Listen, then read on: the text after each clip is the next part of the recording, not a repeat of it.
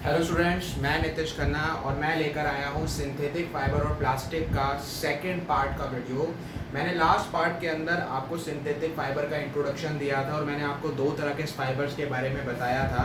आज मैं इस वीडियो के अंदर डिस्कस करने जा रहा हूँ दो और तरह के फाइबर्स के बारे में जो सिंथेटिक होते हैं, आर्टिफिशियल्स या मैन मेड होते हैं। और मैं इस वीडियो के अंदर आपको कुछ एडवांटेजेस भी बताऊंगा और इसी के साथ ही हम अपने सिंथेटिक फाइबर के जो पोर्शन है उसको पूरा कंप्लीट कर लेंगे। और अगली वीडियो में मैं आपको प्लास्टिक के बारे में बताऊंगा। खैर, अभी हम बात करते हैं यहाँ पर अपने दो और खास तरह के प्लास्टिक सिंथेटिक फाइबर्स के बारे में, जिसमें आज हम बात करने वाले हैं पॉलिस्टर और एक्रिलिक के बारे में। सो पॉलिस्टर क्या होता है, पॉलिस्टर कहाँ का यूज़ किया जाता है। हम ऐसे बहुत सारे ड्रेसिंग मटेरियल के अंदर कपड़े खरीदते हैं जो बहुत ज़्यादा क्रिस्पी होते हैं, उनको रिंकल्ड नहीं होते। आमतौर पे क्या होता है, जब हम कपड़े सुखाते हैं और जब वो सूख जाते हैं तो उनको हमें प्रेस करना पड़ता है, आयरन करना पड़ता है पहनने से पहले। लेकिन कुछ कपड़े ऐसे होते हैं जिनको ऐसा करने की कोई आवश्यकता होती ही नहीं है। ऐसे कपड़े पॉलिस्टर के बने होते हैं, वो रिंकल्ड नहीं होते, हमेशा क्रिस्प रहते हैं। क्रिस्पी मतलब करारे रहते हैं। उनको अगर आप धुलते हैं तो सूखने के बाद आपको उनको तुरंत पहनने के लिए यूज़ कर सकते हैं, उनको आयरन करने की ज़रूरत नहीं होती। तो ये पॉलिस्टर्स वगैरह होते हैं। इसके अलावा अगर हम बात करें, बहुत सारा क्लोथिंग मटेरियल जो है वो पॉलिस्टर का ही बना होता है और पॉलिस्टर एक खास तरह का सिंथेटिक फाइबर होता है।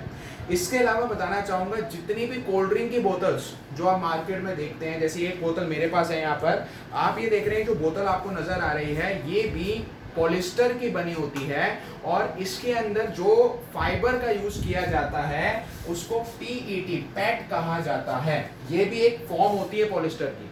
इस बोतल का निर्माण भी जिस तरह के प्लास्टिक या जिस तरह के फाइबर के साथ किया गया है वो पॉलिस्टर की एक फॉर्म होती है। इसके अलावा जो आप देखेंगे, जो कार की विंडोज वगैरह के अंदर फिल्म्स वगैरह का यूज़ किया जाता है वो भी पॉलिस्टर की बनी होती है। तो अगर हम देखें, पॉलिस्टर के बहुत सारे यूजेस हमें नज़र आ रहे हैं। आगे यहाँ पर हम बात करते हैं अपने चौथे तरह के सिंथेटिक फाइबर की। लास्ट वीडियो में मैंने आपको दो फाइबर्स के बारे में बताया था, इस वीडियो में मैं आपको दो फाइबर्स और बता रहा हूँ। मैंने पॉलिस्टर के बारे में सब कुछ बता दिया आपको, अब मैं आपको बताने जा रहा हूँ एक्रिलिक के बारे में कि एक्रिलिक कहाँ यूज़ किया जाता है। एक तो एक्रिलिक जो है वो यूज़ किया जाता है एज अ सिंथेटिक वूल, एक प्राकृतिक ऊन, और एक होता है मानव निर्मित ऊन। देखिए, प्राकृतिक ऊन जो होता है, जो नेचुरल वूल होता है, उसको मेंटेन करना इतना आसान नहीं होता। मैंने आपको लास्ट के वीडियो में भी समझाया था, क्योंकि उसको मेंटेन करने का मतलब ये होता है कि बड़ा उसका ध्यान रखना पड़ेगा।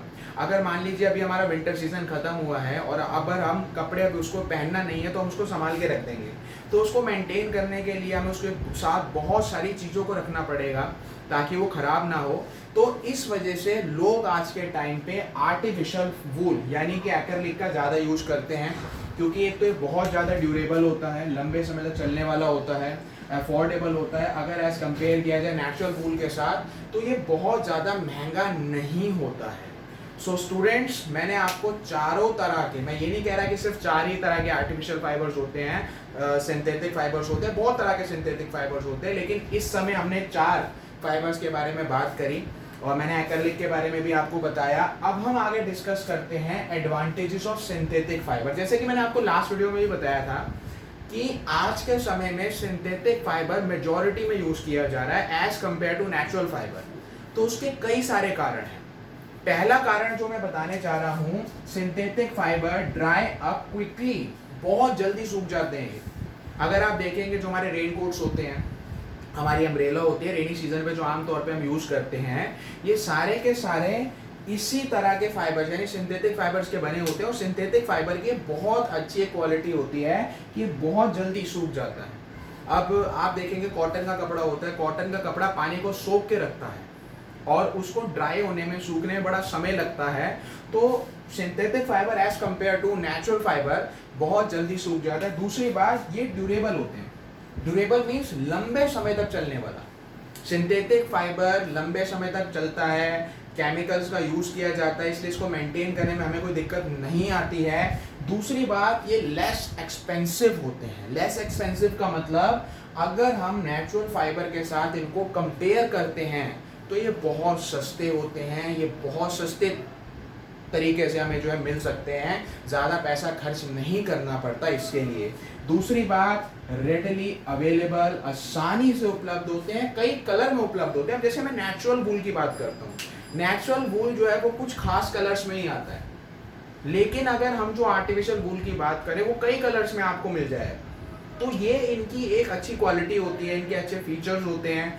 हालांकि इस वीडियो के अंदर हम इनके डिसएडवांटेजेस की भी बात करते हैं, इसके बहुत सारे नुकसान भी होते हैं। जैसे कि मैंने आपको लास्ट वीडियो के अंदर डिस्कस किया था कि सिंथेटिक फाइबर समर सीजन में, गर्मियों के सीजन में as a clothing material use नहीं किया जा सकता।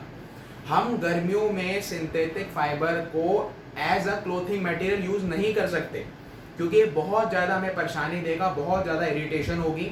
क्योंकि अगर हम कॉटन को देखें, कॉटन जो है हमारे स्वेट को ऑब्जर्व करता है, जिससे हमारी बॉडी को कूलिंग मिलती है, लेकिन सिंथेटिक फाइबर ऐसा नहीं कर सकता। दूसरा डिसएडवांटेज सिंथेटिक फाइबर का ये होता है कि इसको हम लैब्स में, किचन में या कहीं पर हम आग का काम कर रहे हैं, फायर का काम कर रहे हैं, वहाँ पर हम इसको नहीं पहन सकते या पहनना भी नहीं चाहिए। उसका कारण मैंने आपको बताया था कि जिस तरीके से हम एक पॉलीथीन को जलाते हैं तो पॉलीथीन जलाने के बाद जो सिकुड़ना शुरू हो जाता है, वो एकदम चिपकना शुरू हो जाता है। इन केस अगर हम सिंथेटिक फाइबर के बने कपड़े पहनकर लैब्स में, किचन में या कहीं ऐसी जगह पर काम कर रहे हैं जहाँ पर आग का यूज हो रहा है और गलती से अगर उस कपड़े के अंदर वो आग लग गई तो आपकी बॉडी के साथ चिपकना शुरू हो जाएगा। सो सिंथेटिक फाइबर के अगर कुछ एडवांटेजेस हैं तो उसके कुछ डिसएडवांटेजेस भी हैं। सो स्टूडेंट्स, मैंने आपको ये लगभग आधा चैप्टर हमने पूरा कंप्लीट कर दिया अपना, जिसमें मैंने आपको सिंथेटिक फाइबर्स के बारे में बताया।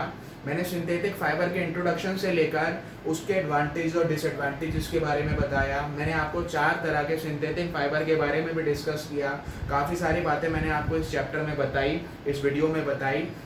इसका जो थर्ड पार्ट मैं वीडियो का लेकर आऊँगा वो मे भी इस वीडियो का, इस चैप्टर का फाइनल पार्ट होगा, और उसके अंदर मैं आपको प्लास्टिक के बारे में बताऊंगा। कितने तरह का प्लास्टिक होता है, प्लास्टिक हमारे एनवायरनमेंट के लिए किस तरीके से हानिकारक है। जैसे कि कई बार ये कोशिश की जाती है हमारी गवर्नमेंट के द्वारा कि प्लास्टिक को बंद कर दिया जाए, प्लास्टिक बैन भी हो जाता है लेकिन फिर से वो प्रकट हो जाता है।